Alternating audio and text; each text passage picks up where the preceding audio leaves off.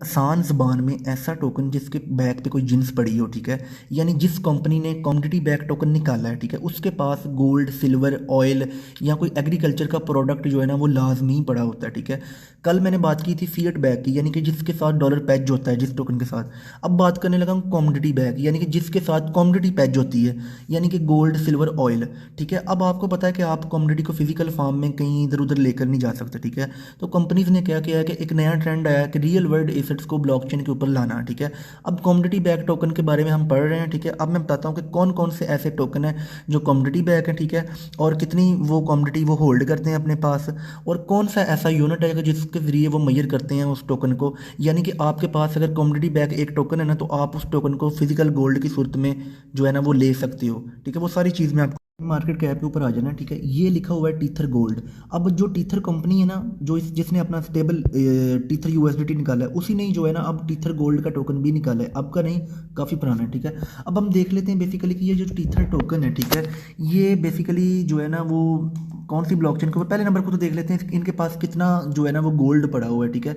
इनके पास तकरीबन 7,667.7 kilogram gold जो है ना वो पड़ा हुआ है, ठीक है। 644 ऐसी बार हैं जिधर आप जो है ना इस टोकन को गोल्ड की सूरत में कन्वर्ट करवा सकते हो, ठीक है। अब देख लेते हैं कि यूनिट कौन सा इन्होंने जो है ना वो मेजर करने के लिए मतलब लगाया हुआ है, ठीक है। अच्छा, इन्होंने जो यूनिट रखा हुआ है ना, इन्होंने ये कहा है कि एक टीथर टोकन जो है ना वो बेसिकली जो है ना वो एक ट्रोएफ आउंस के बराबर है, यानी कि 31 समथिंग ग्राम्स के बराबर जो है ना वो एक टीथर का टोकन है। यानी अगर आपने एक टीथर टोकन होल्ड किया तो आप 31 समथिंग गोल्ड की कीमत के बराबर जो है ना वो गोल्ड होल्ड कर रहे हैं। बैक पे हम जाते हैं, ये देखें इतना गोल्ड इनके पास किलोग्राम की सूरत में पड़ा हुआ है, ठीक है। अब आपको पता है कि 1 किलोग्राम में जो है ना वो ट्रे आउंस कितने होते हैं, ठीक है, वो आपको चीज़ पता होना चाहिए, 11-12 होते हैं, ठीक है।